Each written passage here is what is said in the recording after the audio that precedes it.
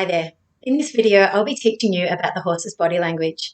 Being able to read a horse's body language is very important. Their body language and their behaviour is an indicator of their emotions. When we know how horses are feeling, we can then understand more what they need and when situations are unsafe. Horses are large prey animals that can scare and may feel the need to defend or preserve themselves. They are not nasty or intending to hurt us. They are just trying to survive. Knowing how to read them better enables us to approach them safely and help them become calmer, happier, and better partners. The most dangerous horses can be the quiet ones because people can become complacent around them or sometimes misread their quietness. I talk more about this in my other videos on introverts. I'm going to go through a range of emotions in this video, demonstrating how different horses respond to change in context or environment. These are common expressions, but every horse is different in what it will react to and to what extent it will react. So let's get into it. It's good to know how your horse looks when it's relaxed. This is a good baseline. The best way to see this is when they are relaxed in their paddock grazing with their friends. One of the main indicators of emotions in horses is the level of its head in relation to its withers. If its head is level or below the level of its withers, it's relaxed and emotions are low. If it's above the wither level, emotions are elevated, but depending on the rest of the body will indicate the level and meaning of its emotions. Horses are designed to have their heads down for up to 20 hours per day, so this is a natural posture. See how their movements are gentle and relaxed, tail lightly swishing, eyes soft and blinking, ears soft and slowly moving in different directions. Muscles are relaxed, foot may be cocked, they may be still or wandering around, changing grass areas. Everything is slow and quiet and rhythmic. Here, Nev, my chestnut, has gotten too curious, so he's coming to check out what's going on. So this is a look of curiosity and interest, but with relaxation. Something that can influence a horse's emotions is change in environment. Here are my two again, but in a new environment. They are both Arab crosses, so they can elevate in emotion pretty quickly. The change in body language is noticeably different. They're running, flight from fear, heads high, tails tense and high, muscles tense, eyes wide open, looking for leadership or escape, afraid, running around, trying to find answers. And they stop to evaluate, snorting at the possible danger. These two can look pretty wild, but with the training done with me, it doesn't take much for them to come running to me as alpha, giving them security and comfort. Notice the focus and connection. This is an example of positive environmental changes and influences. Here is an example of a horse going from calm, elevating in emotion, then being calm again. I have the owner leave the horse inside the round yard, and then I have her go and change the herd behind me. So she's changing his paddock buddies and just moving things around. So you can see his body language start to change. His eyes get a little bit more starey. His ears are a little bit straighter.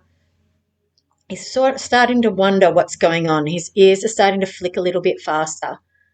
And he's just checking out his environment. You see his nostrils widening, so he starts smelling the air, just seeing what's going on. He's far more alert now than he was before.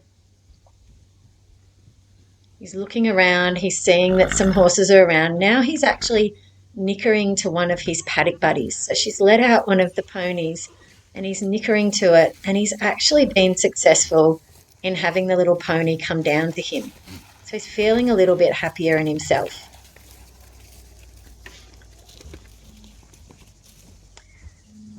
And there's his little buddy there.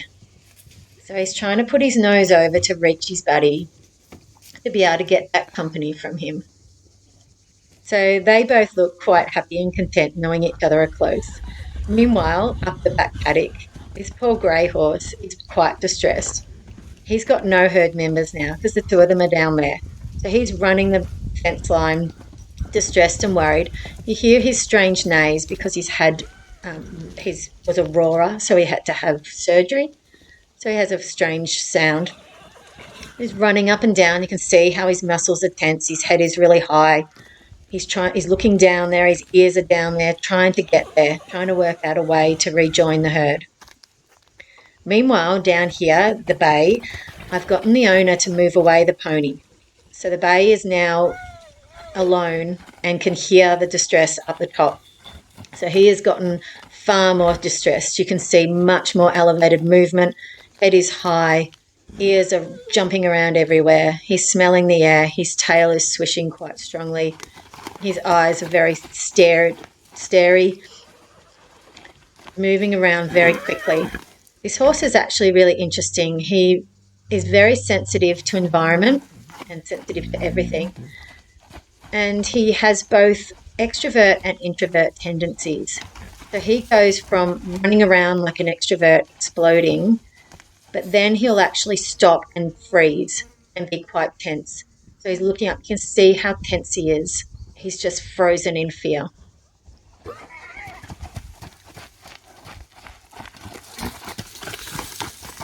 can see all of his expressions. He's very expressive. This is why it's really important for this horse to have a really good connection with his owner.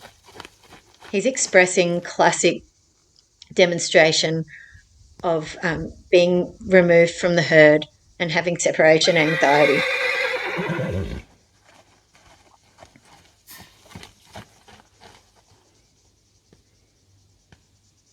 Defecating is also a sign of stress. So it's really important for him to have a great connection with his owner. So when he's being ridden out, he's not feeling like he's needing his herd so much. This is a great example of being herd bound. And then obviously in the paddock, he needs a companion at this stage. So when he sees his owner, he's very excited to see her. They have a really great bond, so she knows that he's safe enough to approach, even though he was running around so distressed. So it doesn't take much for him to calm down in the presence of his owner because of that bond. He's not fully calm as yet, but he certainly he's feeling more safe.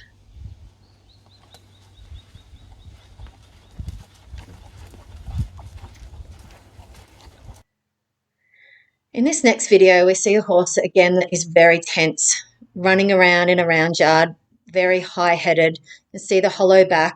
Notice the development of the muscle under the neck. This is a sign that this horse travels this way quite a lot. It's a highly tense horse. So that muscle development shows that this is its posture quite often. You can see all of its muscles are really tense, and also that its nose is pointed out of the round yard. This indicates it wanting to leave the round yard. So the trainer would not be getting a good connection from this horse at this point.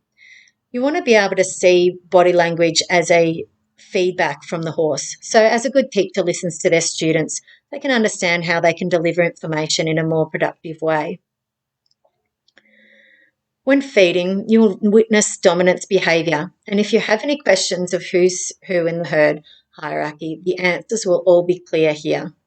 You can see when I'm giving out this food, my mare, the bay there, is obviously the alpha. She's already pushed the chestnut away. And so you can see the expressions that she was showing, her ears back, putting her nose, driving her with her nose. This is dominance over food. So they've been together for a long time. Their hierarchy is established very well. So he knows his place. So he moved out the way quite swiftly, but she's quite a strong alpha. See, she's not very strongly dominant with people, so I just moved her away quite easily, whereas the chestnut is quite dominant with people. So when I give him his food, I have to make sure that I'm aware of his body language.